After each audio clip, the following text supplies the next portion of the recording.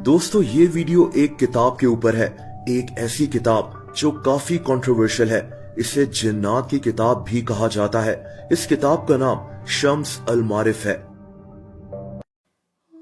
दोस्तों आज से तकरीबन 850 साल पहले इजिप्ट यानी मिस्र में एक स्कॉलर रहता था।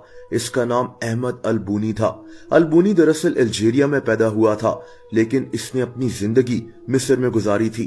अल बूनी एक मैथमेटिशियन और एक फिलोसोफर था। शम्स अल मारिफ को इसी आदमी ने लिखा था।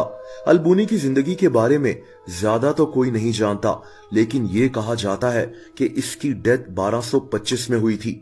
दोस्तों शम्स अल मारिफ का मतलब मालूमात का सूरज होता है, लेकिन ये किताब आज अपनी असली हालत में मौजूद नहीं है। कहते हैं कि अल बूनी के मरने के बाद कई लोगों ने इस किताब में एडिशंस की हैं, यानी आज जो शम्स अल मारिफ किताब है ये वो किताब नहीं है जो अल बूनी ने असल में लिखी थी। बहरहाल असल बात तो ये है कि इस किताब में ऐसा क्या मौजूद है जो लोग इस किताब से डरते हैं और इसे जिन्नात के साथ एसोसिएट किया जाता है। दोस्तों अल बूनी ने इस किताब की शुरुआत में ही लिखा है कि ये किताब आज अपनी असली हालत में मौजूद नहीं है।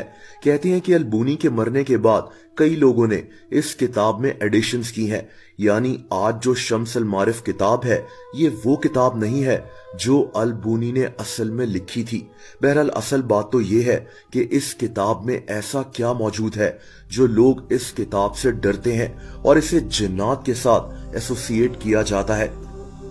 दोस्तों अल बूनी ने इस किताब की शुरुआत में ही लिखा है कि इस किताब में जादुई ताकतों और छुपी हुई ताकतों के मुतालिक मालूमात है, यानी ये किताब बेसिकली जिन्नात और जादू के मुतालिक है।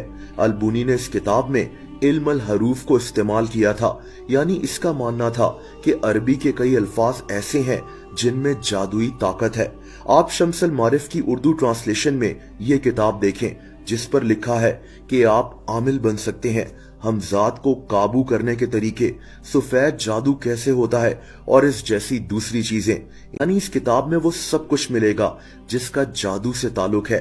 अपने दुश्मन को तबाह करना हो या फिर किसी की मोहब्बत पानी हो, बुखार को ठीक करना हो या फिर किसी जहरीले सांप के डसे जाने का इलाज हो, ये किताब दावा करती है कि इसमें हर चीज का सॉल्यूशन मौजूद है। ये सब चीजें इस किताब में बकायदा एक तरीके से सिखाई गई हैं। जैसा कि बुखार का इलाज ये बताया गया है कि इंसान को कुछ लिखना होगा और फिर उसकी इंक को पानी में डालना होगा और वो पानी उस बीमार इंसान को पिलाना होगा। बहरहाल जैसा कि मैंने आपको बताया कि अल बूनी इस इल्म को इल्म अल हरूफ कहता था, यानी बेसिकली अल्फाज से जादुई ताकत हासिल करना। इस किताब में जिन्नात के नाम भी बताए गए हैं, ये कैसे रहते हैं। अगर इंसान ने किसी जिन से शादी करनी हो तो उसका तरीका क्या है, अगर किसी जिन को बुलाकर अपने ताबे बनाना हो तो वो कैसे किया जा सकता है। ये सब कुछ इस किताब में मौजूद है। इस किताब में ये भी लिखा है कि हमें सिर्फ नेक जिन्नात को ही बुलाना चाहिए और ये ध्यान करना चाहिए कि कहीं इस इल्म से बुरे जिन्नात हमारे पास ना पहुंच जाएं। अगर इंसान ने किसी जिन से शादी करनी हो तो उसका तरीका क्या है, अगर किसी जिन को बुलाकर अपने ताबे बनाना हो तो वो कैसे किया जा सकता है। ये सब कुछ इस किताब में मौजूद है।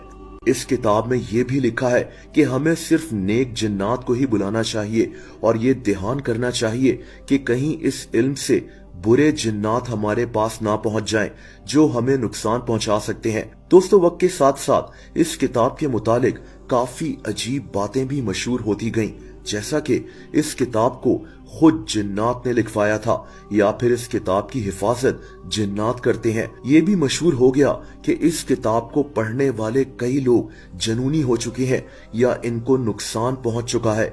जैसा कि एक कहानी ये मशहूर है कि सऊदी अरब में एक आदमी ने इस किताब को पढ़कर किसी जिन्नी से शादी कर ली थी। ये आदमी पहले ही शादीशुदा था और उस जिन्नी ने इस आदमी की बीवी, माँ बाप और सास ससुर को कत्ल कर दिया था। इसकी हकीकत तो अल्लाह ताला ही जानता है, लेकिन ऐसी कई कहानियां आपको शम्स अल मारिफ के मुतालिक सुनने को मिल जाएंगी। अल बूनी ने इस किताब में ये भी सख्ती से लिखा है कि इस किताब को सिर्फ इसके स्टूडेंट्स ही पढ़ सकते हैं, यानी जिनको इस इल्म की समझ है। बहरहाल इस किताब पर काफी तनकीद भी होती है, लोग इस किताब से खौफ भी खाते हैं, लेकिन जैसा कि मैंने कहा कि इस किताब की असल हकीकत अल्लाह ताला ही जानता है।